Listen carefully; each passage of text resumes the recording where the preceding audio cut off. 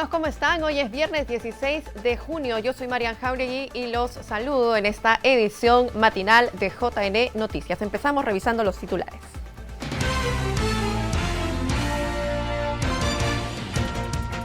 Jurado Nacional de Elecciones fiscalizará mañana la primera jornada de capacitación a miembros de mesa. Y JNE informa el estado de las candidaturas a 2 semanas de las elecciones municipales complementarias 2023. Y en la entrevista de hoy, el politólogo Antonio Garrido analizará el informe sobre el nivel de integridad electoral del Perú.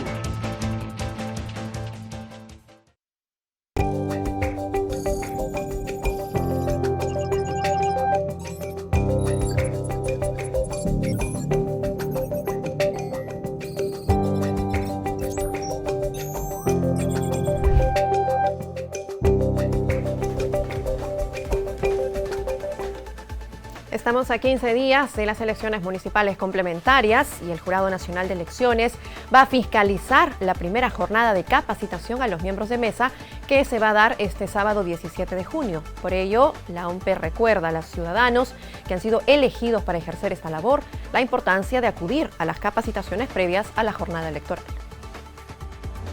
Los miembros de mesa serán capacitados para ejercer su labor en la primera jornada de capacitación organizada por la OMPE este sábado 17 de junio. Los llamados a participar son 432 ciudadanos y ciudadanas entre titulares y suplentes. La actividad se realizará de manera gradual entre las 8 de la mañana y la 1 de la tarde y será en 15 instituciones educativas ubicados en los 11 distritos participantes del proceso. Asimismo, en 4 centros poblados pertenecientes a algunos de los distritos. Durante la jornada de capacitación, los miembros de mesa podrán conocer todo el material similar al que usarán en la jornada electoral. De la misma forma, recibirán la información necesaria para ejercer su cargo. La OMPE resalta que los ciudadanos que fueron sorteados miembros de mesa tendrán la gran responsabilidad de conducir la instalación, el sufragio y el escrutinio. Esto en las 72 mesas de sufragio habilitadas para los comicios del 2 de julio. Ya que de ellos dependerá la instalación temprana y el correcto funcionamiento de la mesa. Esta actividad entonces busca que los ciudadanos que ejercerán el cargo de miembro de mesa estén debidamente preparados para desempeñarse en la jornada electoral. Cabe precisar que la siguiente jornada de capacitación presencial para miembros de mesa se realizará el domingo 25 de junio, en el mismo horario de 8 a 1 de la tarde y en las mismas instituciones educativas en la que se realizará la primera jornada. Los electores con riesgo de contraer la COVID-19, mujeres embarazadas y las personas con hijos menores de 2 años podrán ser excusados de cumplir labor como miembros de mesa en las elecciones municipales complementarias 2023. Con la cercanía de las elecciones complementarias del 2 de julio, la OMPE incorporó nuevas causales para la excusa al cargo de miembro de mesa y puedan justificar así su ausencia en la jornada electoral. En ese sentido, dentro de las causales para excusarse de ejercer como miembro de mesa se encuentran las personas con factores de riesgo para la COVID-19, mujeres embarazadas y personas con hijos menores o igual de 2 años. Los electores deberán presentar el certificado médico expedido por la entidad de salud privada o pública que acredita el factor de riesgo. Para el caso de mayores de 60 años, solo debe exhibir o remitir el documento nacional de identidad. Las mujeres embarazadas deberán presentar certificado de control prenatal y asimismo las personas con hijos menores o igual de 2 años previos a la fecha de elección deberán presentar la partida de nacimiento o DNI del menor de edad. Finalmente, la OMPE dispuso que el trámite de excusa al cargo de miembro de mesa por dichas causales será de aprobación automática y gratuita. Vamos ahora a conversar con nuestra compañera Carolina Díaz. Ella está en la Central de Operaciones del Proceso Electoral y nos va a brindar detalles sobre las candidaturas de las elecciones municipales complementarias. Adelante, Carolina. Gracias por el pase, Marian. Nosotros nos encontramos en la Central de Operaciones del Proceso Electoral de la institución y estamos acompañados de Jacqueline Flores, quien es abogada de la COPE, quien nos va a dar detalle de este último reporte que ha salido sobre el detalle y la situación de las candidaturas presentadas en estas elecciones complementarias. ¿Qué tal? Muy buenos días, Jacqueline. Por favor, coméntanos de qué se trata este reporte. Muchas gracias, Carolina. Sí, efectivamente lo que vamos a mostrar el día de hoy es un reporte respecto al detalle de las candidaturas presentadas en el marco de las elecciones municipales complementarias 2023. La primera información que mostramos es respecto a los estados de los candidatos, ¿no? Donde podemos observar que del total de candidaturas presentadas, 144, podemos observar que finalmente quedaron inscritas 134 candidaturas, 6 fueron declaradas improcedentes, hay 3 exclusiones y una renuncia. Correcto. Entonces, de aquí en adelante, en este caso, en las elecciones complementarias, están participando 134 candidatos tras estas declaratorias de improcedencia y exclusiones, ¿no? En este caso y en esta imagen que podemos ver aquí, estos 134 candidatos, ¿de qué distritos son? ¿En qué distritos están postulando? Efectivamente, Carolina, como podemos mostrar, como podemos ver en la imagen, tenemos que respecto a las candidaturas inscritas, ¿no? Que son 134, podemos observar que la mayor cantidad de candidatos inscritos corresponden al distrito de Manitea, con 23, y el que menos candidatos inscritos tiene corresponde al distrito de Pion, con 5 candidaturas. Ok, 5 en Pion y 23, entonces en Manitea es el distrito en sí que tiene más candidatos y que van a poder ser elegidos en este caso para el 2 de julio, ¿no? Que son las elecciones. En el siguiente cuadro, ¿qué podemos observar? Bien, a continuación lo que tenemos a la vista es el tipo de candidaturas respecto a la organización política, ¿no? Donde también refiriéndonos a las candidaturas inscritas, tenemos que la mayor cantidad de candidatos inscritos corresponden a la organización política Alianza para el Progreso y la que menos candidatos tiene corresponde al movimiento Alianza Gobierno Unidad y Acción Agua. Correcto. Recordemos también a la ciudadanía que en este proceso electoral están participando tanto partidos políticos como movimientos regionales. Entonces, el movimiento regional que tiene menos candidatos y también por ende organización política es Alianza, Gobierno, Unidad y Acción Agua, que tiene solo 3 candidatos. En el siguiente cuadro también vamos a observar, Marian y todos los ciudadanos que están viendo en este momento el reporte de COPE, el estado de las candidaturas por género. Así es, Carolina. Efectivamente, nuevamente refiriéndonos a las candidaturas inscritas, tenemos que de los 134 candidatos, 56 corresponden al sexo femenino y 78 al sexo masculino. Correcto, entonces ahí se ve la diferencia, ¿no? En este caso entre mujeres y hombres en cuanto a las candidaturas que están postulando en estas elecciones complementarias. Ahora finalmente tenemos un último cuadro sobre el cargo también al que postulan.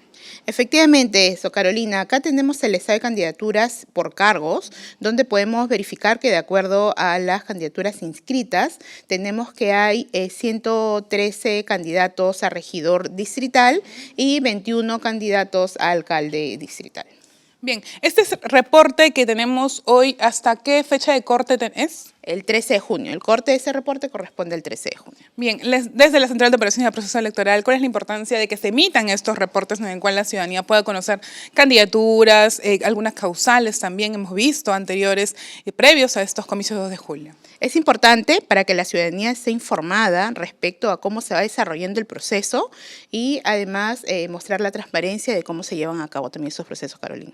Bien, correcto. Esta información la tenemos desde la Central de Operaciones del Proceso Electoral y vamos a ir actualizando para poder informar antes del 2 de julio. Esa es la información que tenemos. Adelante, Marian.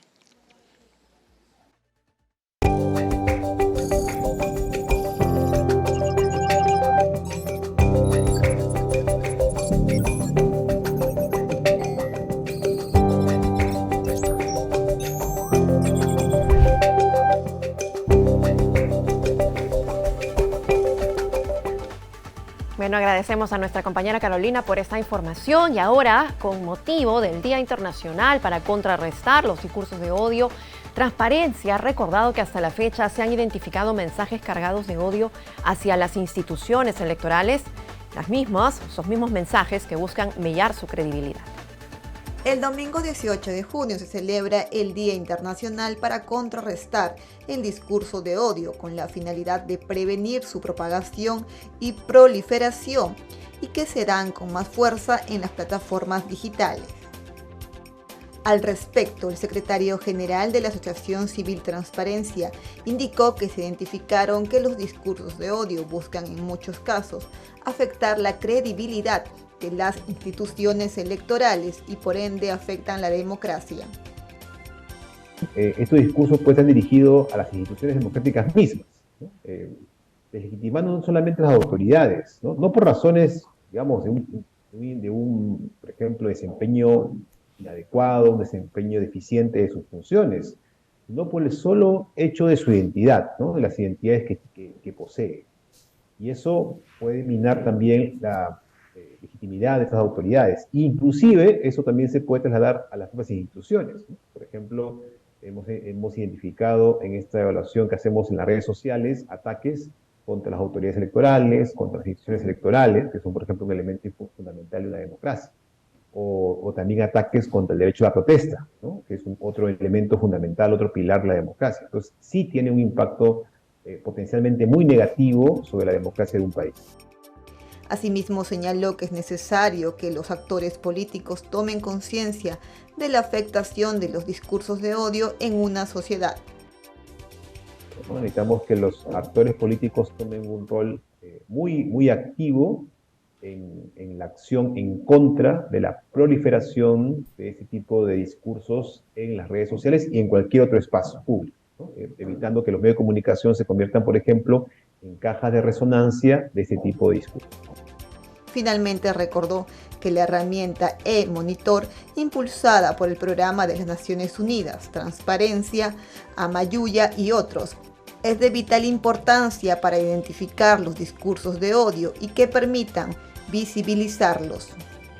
Por esa razón es muy importante tener una fecha en la cual reflexionemos sobre eso, ¿no? Y también es muy importante visibilizar estos hechos que ocurren, ¿no? Por esa razón, por ejemplo, en Transparencia, junto con el PNUD y Amayuya, hemos promovido hace algún tiempo el seguimiento de los discursos de odio en las redes sociales, ¿no? Que es a través de una herramienta que se llama eMonitor Plus. Y esta herramienta pues, ha permitido de manera periódica informar, ¿no? sobre el nivel de despliegue de estos discursos en las redes en el Perú. Y tras el arresto domiciliario del gobernador de Tacna, el Jurado Nacional de Elecciones suspende a la autoridad y oficializa a la vicegobernadora Liliana Velasco como la titular de la gobernación. El Jurado Nacional de Elecciones emitió la resolución 89-2023, en la cual declara la suspensión del gobernador Luis Ramón Torres Robledo, quien fue elegido en las últimas elecciones regionales 2022, y oficializó a la vicegobernadora Liliana del Carmen Velasco Cornejo como la nueva titular de la región de Tacna. De acuerdo con el organismo electoral, esta situación se mantendrá en tanto se resuelva la situación jurídica de Torres Robledo, quien cumple una detención domiciliaria. Cabe recordar que la detención de la autoridad regional de Tacna es consecuencia de una investigación fiscal que se le sigue por el presunto delito contra la administración pública, cohecho pasivo propio y otros en agravio del Estado. Con este pronunciamiento, el Pleno del JNE cumple su función jurisdiccional, ya que se pronuncia en última instancia en los procesos de vacancia y suspensión de autoridades regionales y municipales. Entre los trámites más frecuentes en la sede de Servicios al Ciudadano se encuentran las multas electorales. En el siguiente informe, conozca cómo pagar estas multas. Si usted se está preguntando si tiene multas por no votar en los anteriores procesos electorales, en el siguiente video podrá conocer todos los detalles respecto al tema. Con respecto a ello, en el caso concreto de nuestras nuevas instalaciones ubicadas en Jirón Cusco 653, Cercado de Lima, tenemos una zona que le hemos denominado más rápido, más fácil. Y la intención de esto es que podamos contar con distintos tipos de equipamiento en donde nos permita a nosotros hacer las consultas en línea. Las mismas consultas que usted puede realizarlas desde casa sin necesidad de venir hasta nuestras instalaciones. Pero en caso de que venga acá, por ejemplo, usted hace las consultas sobre sus multas electorales, ingresa el número del DNI, por ejemplo, ¿tu DNI cuál es? 4662. 4662. 94. ¿Ya? 04. Ok. Usted acepta los términos y condiciones que le pide el servicio y una vez que hace consultar, en caso de que usted tuviera alguna multa, sale un recuadro donde saldrá el código de la multa, el proceso el cual usted ha sido omiso o omisa y el tipo de omisión que ha tenido, si ha sido porque no votó, porque no instaló una mesa, y luego el monto de la multa y el estado de cobranza, es decir, si está en estado ordinario o en estado coactivo. Asimismo, en la nueva sede de Servicios al Ciudadano, puede usted realizar el pago de la multa sin necesidad de ir al Banco de la Nación. Una de las bondades que tenemos nosotros en estas instalaciones es precisamente contar con una caja que puede usted hacer todos los pagos referidos a los trámites que realizamos y administramos acá en Servicios al Ciudadano del Jurado Nacional de Elecciones, así como también los pagos efectivos de sus multas electorales, ¿no? Hay que recordar que una vez que nosotros hagamos el pago efectivo de la multa, usted en ese mismo momento hace la consulta y va a ver que la multa se ha extinguido, lo que le posibilita a usted realizar el trámite pendiente que estaba generando. Es decir, a veces uno quiere sacar un RUC ante SUNAT y hay una observación de que usted tiene una multa, quiere ir al notario para hacer una compra, una venta y le sale la multa pendiente de pago. Haciendo el pago efectivo, inmediatamente desaparece del sistema y usted puede realizar el trámite sin problema alguno, sin necesidad de enviarnos un correo, de ingresar un documento, entre otros temas que podrían ser mucho más burocráticos. Recordemos que una multa no atendida nos puede generar ciertos problemas en algunos trámites administrativos, como sacar una licencia de conducir, sacar un RUC, comprar o vender un bien, entre otros aspectos. El Programa de las Naciones Unidas para el Desarrollo presenta nuevos datos que muestran la persistencia de los sesgos de género. Veamos. El nuevo índice de normas sociales de género revela la falta de avances en la superación de los prejuicios contra las mujeres en la última década, ya que aproximadamente 9 de cada 10 hombres y mujeres en el mundo siguen manteniendo en la actualidad un sesgo contra las mujeres. Según el informe del PNUD, estos sesgos siguen alimentando los obstáculos a los que se enfrentan las mujeres, que se manifiestan en el desmantelamiento de los derechos de estas en muchas partes del mundo por la reacción organizada contra la igualdad de la mujer, además de la escalada de violaciones de los derechos humanos en algunos países. El informe también subraya el papel fundamental de los gobiernos a la hora de cambiar las normas sociales de género. Por ejemplo, las políticas en materia de permisos de maternidad y paternidad han transformado la percepción respecto a las responsabilidades en los trabajos de cuidados, y las reformas del mercado de trabajo también han generado cambios en la forma de percibir la contratación de mujeres. Asimismo, el informe recomienda abordar de manera directa las normas sociales mediante una educación que contribuya a transformar las actitudes de las personas y de políticas y cambios legislativos que reconozcan los derechos de las mujeres en todos los ámbitos de la vida, así como a lograr una mayor representación de las mujeres en los procesos políticos y de toma de decisiones. La jefa nacional del RENIEC, Carmen Velarde, inauguró 3 centros de impresión de DNI con la finalidad de masificar el uso del documento electrónico, ya que gracias a los nuevos equipos se podrán obtener aproximadamente 13.500 documentos en un mes. Carmen Velarde señaló que con estos equipos de impresión se busca también mejorar el tiempo de atención a la ciudadanía y que así obtengan sus documentos de identidad electrónicos en un menor plazo, teniendo en cuenta que cada máquina puede imprimir hasta 150 DNIs diarios.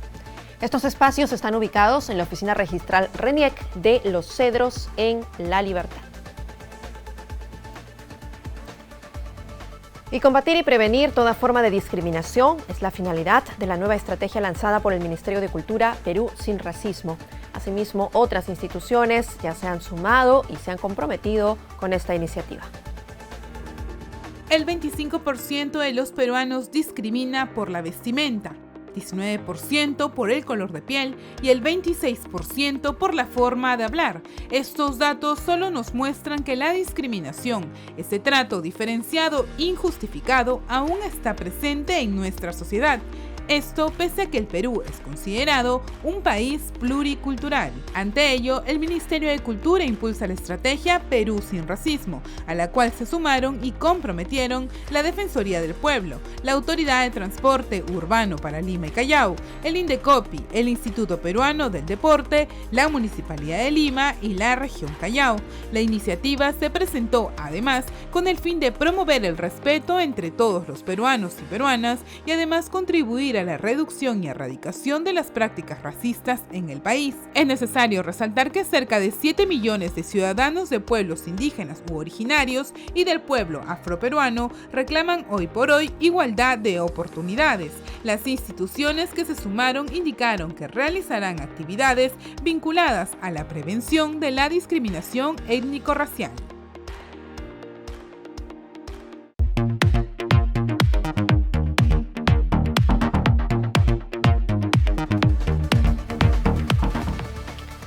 En la entrevista de hoy nos acompaña el doctor Antonio Garrido, profesor titular de Ciencias Políticas de la Universidad de Murcia y secretario general de la Asociación Española de Ciencia Política, para conversar con él de un tema muy importante, y es el estado de la integridad electoral en nuestro país y en el mundo. ¿Cómo está, doctor Garrido? Buenos días, bienvenido. Buenos días, buenas tardes ya muy avanzadas en España. Es un placer compartir con ustedes este espacio y este lugar de entrevista alrededor de la integridad electoral en nuestros países. Muchísimas gracias por acompañarnos, doctor. Y antes de hablar un poco de los indicadores, es importante establecer cuáles son los requerimientos o las características que tiene la integridad electoral para decir que existe efectivamente esta integridad electoral en un proceso o en un país o en un sistema democrático. Efectivamente, el enfoque de la integridad electoral lo que intenta es, de algún modo, valorar con un conjunto de indicadores y a través de evaluaciones de expertos internacionales independientes y, lógicamente, muy reputados, cualificar o evaluar cuál es el desempeño que los procesos electorales en muchos países del mundo tienen. En este sentido, digamos que es un ejercicio en parte académico, en parte profesional, como digo, de expertos electorales que intentan valorar si las elecciones tienen esos rasgos de integridad, de imparcialidad, de neutralidad, si son elecciones realmente competitivas o sencillamente, como en muchos países ocurre, no tantos en América Latina, pero sí en otros continentes como África, por ejemplo, o en algún país o algunos países asiáticos, si estas elecciones, a pesar de celebrarse, no son realmente competitivas y no son más que fraudes encubiertos que intentan legitimar a gobiernos autoritarios con una proyección hacia el exterior y también para consumo interno, tratando de legitimar, como digo, gobiernos que no son realmente democráticos. Correcto. Estamos hablando entonces de procesos electorales o de sistemas electorales que se preocupan no solamente por lo que ocurre el día de las elecciones, sino por lo previo y también lo que ocurre después. Y con usted quería comparar, doctor, esta tabla de percepción de la integridad electoral que ha sido dividida en países, ¿no?, y también en continentes, en regiones de continentes, y tenemos que el Perú, en un índice de medición de 0 a 100, se encuentra en sexto lugar con 68, digamos, es el puntaje que le han otorgado. Este cuadro, estas cifras, ¿de dónde provienen? ¿Quiénes son los que otorgan esta calificación a los países? Sí, estos indicadores y el ranking global en el que se clasifican no tanto los países como las elecciones concretas, es decir, lo que se evalúa no es un país de una manera, digamos, diacrónica en muchos años, sino cada elección concreta. De modo que esa puntuación a la que usted se refiere y a la que alude, de casi 70 puntos sobre 100, se refiere a las elecciones presidenciales del año 2021. Unas elecciones que despertaron cierta polémica en el interior del Perú, pero que los observadores internacionales y los expertos han evaluado como muy positivamente, es decir, como unas elecciones de una democracia normal y que funciona muy bien, ¿no? Realmente. 70 puntos es prácticamente lo que alcanza la democracia española. Las elecciones que tuvimos en España en el año 2019 tenían prácticamente una puntuación muy similar. Ese puntaje o esa cifra a la que usted ha hecho referencia es la puntuación media y se obtiene a partir de una serie de indicadores que aluden también mediante una puntuación de 0 a 100 a un conjunto de varios elementos que intervienen en esa valoración de lo que es la integridad de una elección.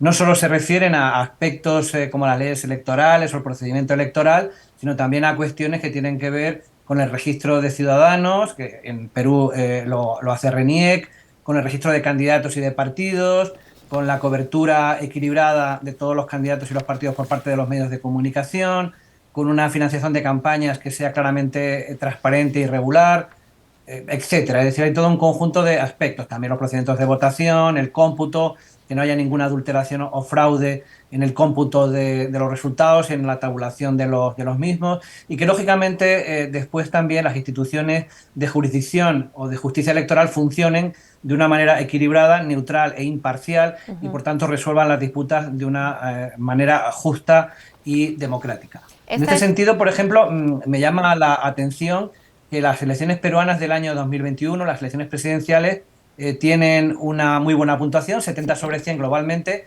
pero fíjense, tiene 86 sobre 100 en la valoración de las autoridades electorales. Es decir, que las autoridades electorales, concretamente el Jurado Nacional de Elecciones, es uno de los cuerpos, digamos, que fiscaliza los procesos electorales en el mundo, que tiene una puntuación más alta y más elevada. Quiero decir con ello que naturalmente el hecho de que en autoridades electorales destaque mucho digamos, la justicia electoral en Perú, quiere decir que luego Perú tiene aspectos que son más negativos, ¿no? Por ejemplo, digo por valorar de alguna manera, aquellos aspectos que tienen una mejor valoración por el panel de expertos. Este panel de expertos no lo he dicho, no lo he mencionado, pero está elaborado por la Universidad de Harvard y un montón de académicos en todo el mundo que colaboran con la Universidad de Harvard y son expertos en procesos electorales y en derecho electoral y en política electoral comparada. En ese sentido, como digo, la puntuación de 70 sobre 10, que es prácticamente la misma que tiene una democracia occidental como España, luego tiene algunos aspectos que están muy bien valorados, mejor valorados, por ejemplo, las autoridades electorales, que tienen una puntuación de 86 puntos sobre 100, incluso las legislativas del año 20 también alcanza prácticamente la misma puntuación, tienen prácticamente lo mismo. Sin embargo, como digo, hay otros aspectos que están peor valorados en el proceso electoral peruano reciente, los procesos electorales peruanos recientes. Por ejemplo, podemos referirnos concretamente a la cobertura de los medios.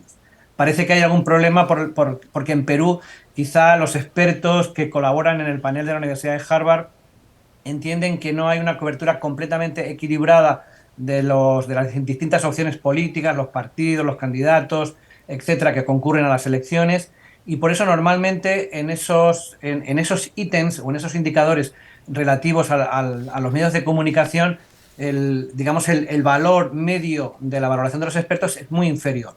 Apenas alcanza 50 puntos sobre 100, ¿no? Y esto, lógicamente, hace que disminuya globalmente la puntuación final para las elecciones peruanas, ¿no?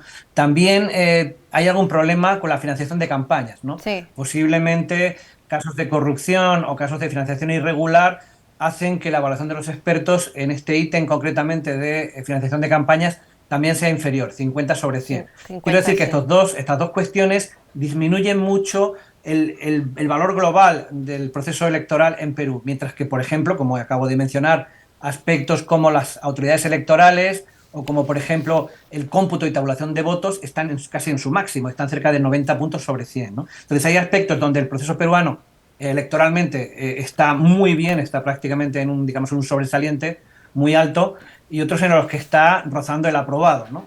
Es decir, rozando el aprobado estaría las cuestiones de cobertura de medios y de financiación de campañas, y en términos de grandes valores o valores muy altos, muy positivos, las autoridades electorales y su desempeño en cuestiones de jurisdicción y justicia electoral, o, por ejemplo, el procedimiento de tabulación y cómputo de resultados. Claro. Es decir, este sería un poco el balance más genérico.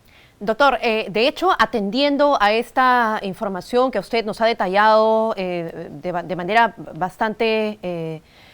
con mucho detalle, valga la redundancia, nosotros hemos hecho de hecho unos cuadros comparativos, ¿no?, de las elecciones del 2016, el 2021, y de hecho están estas mejoras, estas cifras que usted menciona, y que tienen que ver, como usted decía, con, por ejemplo, la tabulación, el conteo de los votos, las autoridades electorales. Y en ese sentido va mi siguiente pregunta, con respecto a nuestro sistema electoral, que además es un sistema tripartito que viene repartiendo algunas funciones entre la OMPE, el Jurado Nacional de Elecciones y el RENIEC, y que en este momento se encuentra en medio de algunas iniciativas del Congreso de la República que buscan de alguna forma, ingerir, si se quiere decir, en la autonomía o en la independencia de este sistema electoral. ¿Qué análisis y qué reflexión podríamos hacer respecto de esta situación y en cuanto a estos resultados de integridad electoral que se han dado en la elección pasada, teniendo en cuenta que la justificación del Congreso de la República es justamente una presunta mala acción del sistema electoral en las elecciones 2021? Bueno, es una paradoja que en todas las encuestas y sondeos que se realizan, baste ver, por ejemplo, el Latinobarómetro, en Perú las instituciones políticas, como por ejemplo el Congreso o los partidos, tienen unas pésimas valoraciones. No sé exactamente si tienen que ver con el ciclo tan inestable políticamente que ha venido experimentando Perú desde el año 2011 hasta hoy, prácticamente en la última década. Perú ha sido un país con una cierta inestabilidad que ha sido mucho más, digamos, acentuada prácticamente desde la etapa de Kuczynski hasta la etapa actual, después de la destitución de Pedro Castillo, ¿no? Ha sido una etapa quizá muy, muy compleja, muy complicada, y realmente quizá no es extraño que los ciudadanos valoren mal al Congreso, a los partidos y en general a las instituciones políticas. Sin embargo, hay también encuestas, no solo ya como esta de un panel de observadores internacionales hecho por la Universidad de Harvard, que es totalmente independiente y totalmente, neutral, sino también hay encuestas de percepción de los ciudadanos del Perú. Hay una muy reciente, de hace muy pocos meses, alrededor de las elecciones regionales del año 2022, regionales y municipales, etcétera, que se celebraron en Perú, y prácticamente la valoración positiva de las tres instituciones que conforman el sistema electoral o los organismos electorales del Perú es muy positiva, está en el 60%. Es decir, RENIEC tiene prácticamente un poco más del 60%, la OMPE tiene un 60% y el jurado está muy cerca, creo que tenía un 56 o un 58% de aprobación o de valoración positiva. Es decir, hay mucha diferencia entre la valoración positiva de estas instituciones, que son instituciones neutrales, de alguna forma instituciones al margen de la política, independientes, que para mí son los verdaderos baluartes de la democracia peruana. Es decir, la democracia peruana realmente se sostiene gracias a que tiene instituciones electorales independientes. Si no, quizá Perú hace tiempo que estaría ya, como otros países del entorno, completamente dominados por el poder ejecutivo y con elecciones que no son en absoluto competitivas, sino a partir de instituciones electorales dominadas o prácticamente cooptadas por el poder ejecutivo. Podemos pensar en Venezuela, donde el Consejo Electoral del país está compuesto por dirigentes del propio partido gobernante, ¿no? Claro. Naturalmente no es eso lo que una democracia requiere. Una democracia requiere instituciones independientes, neutrales e imparciales.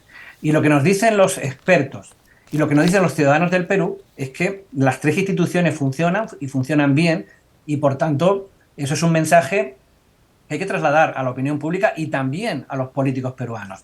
Y lo que los políticos peruanos deben pensar es por qué, en cambio, sus valoraciones son tan pésimas.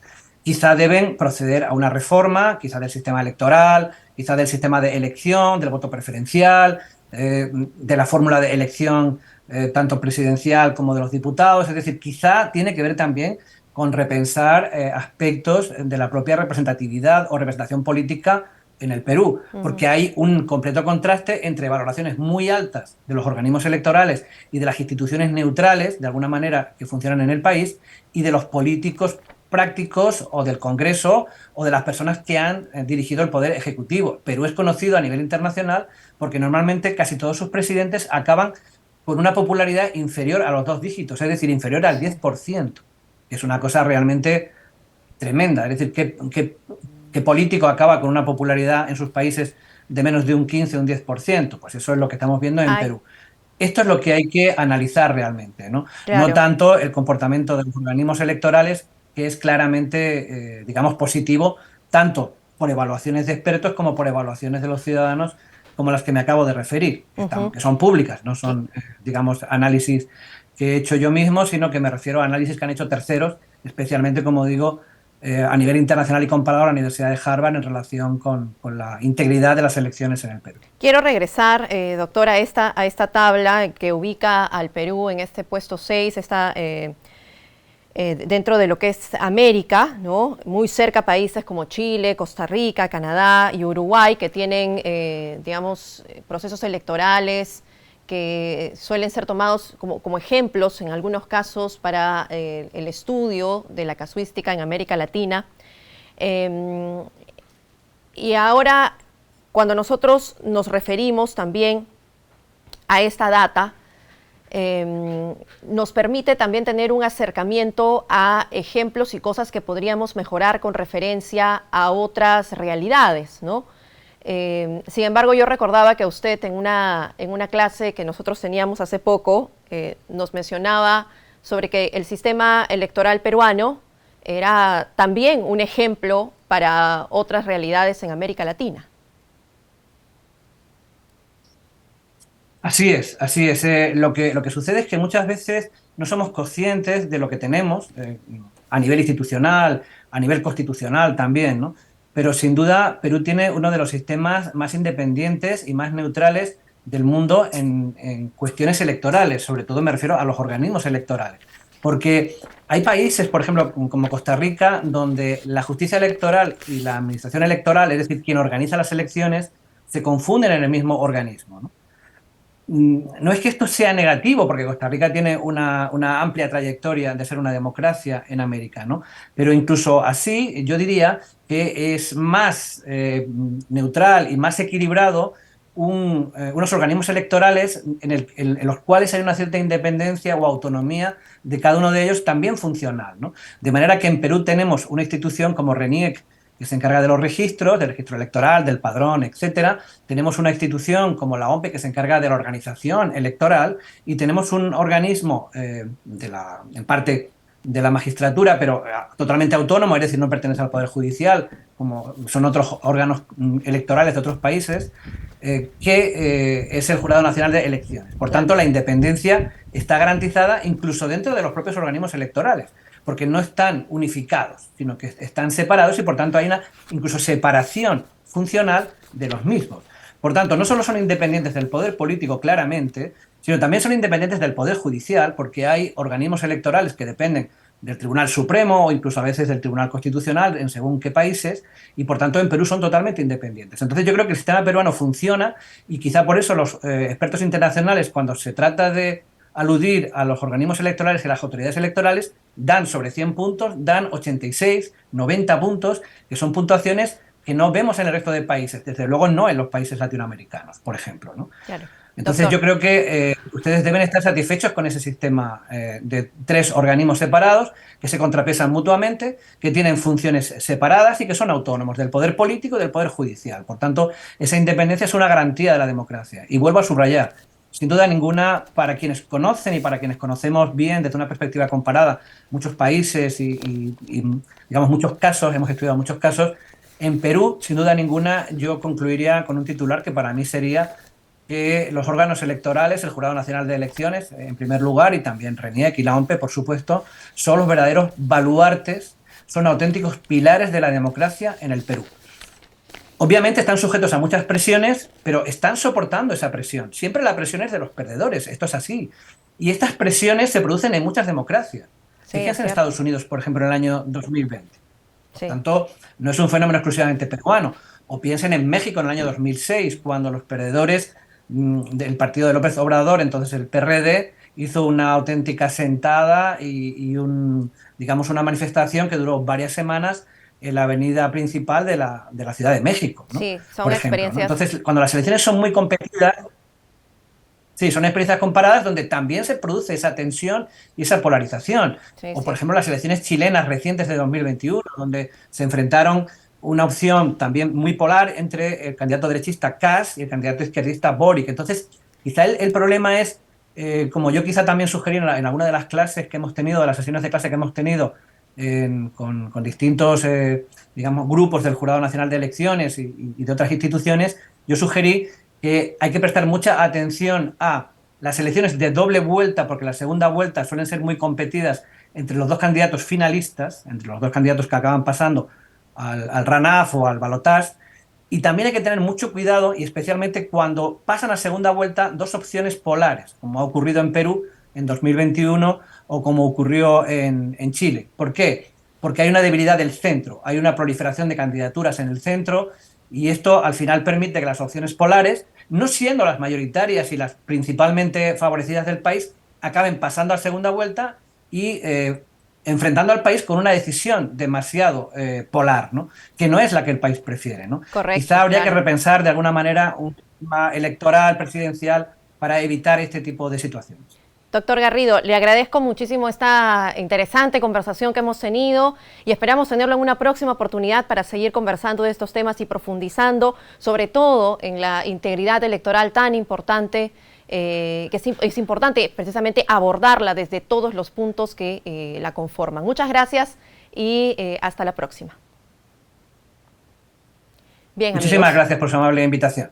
Gracias, muy amable. Nosotros vamos a continuar con más información. La presidenta Dina Boluarte afirmó que un posible adelanto de elecciones está cerrado y cumplirá el mandato para el que fue electa como vicepresidenta.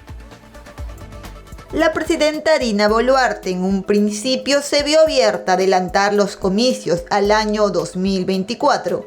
Sin embargo, ahora sostiene que el tema está cerrado y que tiene decidido terminar su mandato hasta el 2026. Este tema de adelanto de elecciones está cerrado. Nosotros seguiremos trabajando de manera responsable y en ese respeto al Estado de Derecho, a la democracia y a la Constitución hasta julio del 2026. Gracias. La mandataria hizo esta declaración, la primera en la que se pronuncia de manera tajante sobre el tema, tras la celebración de una sesión del Consejo de Ministros en el Palacio de Gobierno.